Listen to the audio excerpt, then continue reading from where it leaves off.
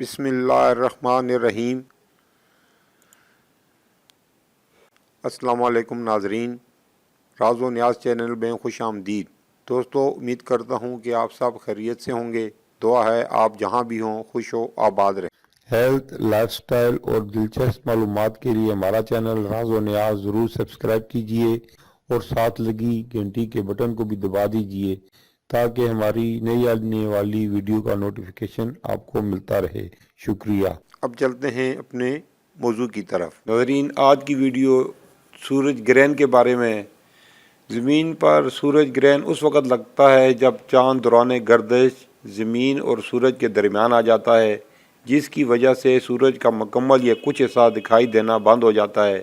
اس صورت میں چاند کا سایہ زمین پر پڑتا ہے۔ چونکہ زمین سے سورج کا فاصلہ زمین کے چاند سے فاصلے سے 400 گنا زیادہ ہے اور سورج کے محیط بھی چاند کے محیط سے 400 گنا زیادہ ہے، اس لیے گرہن کے موقع پر چاند سورج کو مکمل یا کافی حد تک زمین والوں کی نظروں سے چھپا لیتا ہے۔ سورج گرہن ہر وقت ہر علاقے میں نہیں دیکھا جا سکتا، اس لیے سائنسدانوں سمیت بعض لوگ سورج گرہن کا مشاہدہ کرنے کے لیے دور دراز سے سفر کر کے گرہن زدہ علاقے میں جاتے ہیں۔ مکمل سورج گرہن علاقے میں تقریباً 370 سال بعد دوبارہ آ سکتا ہے اور زیادہ سے زیادہ 7 منٹ 40 سیکنڈ تک برقرار رہتا ہے۔ البتہ جزوی سورج گرہن کو سال میں کئی دفعہ دیکھا جا سکتا ہے۔ دسمبر کو ہونے والے سورج گرہن اپنی نوعیت کا منفرد دائرہ نما سورج گرہن ہوگا۔ 97% گرہن ہوگا۔ ماہرین علم نجوم کا کہنا ہے کہ سورج گرہن کے اثرات 15 دن پہلے ہی شروع ہو گئے تھے، جو گرہن لگنے کے 15 دن بعد تک ہوں گے۔ پاکستان کے موجودہ سیاسی حالات میں تلخی کی ایک وجہ سورج گرہن بھی ہے۔ مذہبی اسکالر کہتے ہیں سورج اور چاند گرہن اللہ کی نشانیاں ہیں، یہ کوئی فائدہ اور نقصان نہیں پہنچا سکتے۔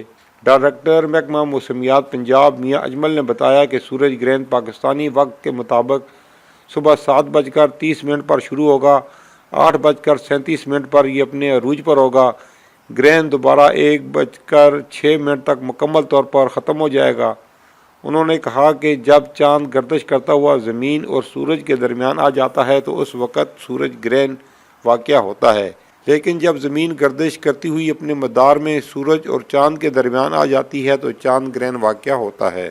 یہ سورج گرہن رواں برس کا چوتھا سورج گرہن ہے۔ سال 2019 میں پہلا سورج گرہن 6 جنوری کو ہوا تھا جو جزوی تھا۔ سال کا دوسرا اور تیسرا مکمل گرہن 2 اور 3 جولائی کو ہوا تھا۔ پہلے تینوں گرہن کا نظارہ پاکستان میں نہیں دیکھا گیا۔ میاں اجمل نے بتایا کہ سورج گرہن کے وقت سورج سے خطرناک شعاعیں نکلتی ہیں، اس لیے گرہن کے وقت سورج کی طرف کھلی آنکھ سے نہیں دیکھنا چاہیے بلکہ کوئی مخصوص چشمہ یا ایکس رے فلم استعمال کی جا سکتی ہے۔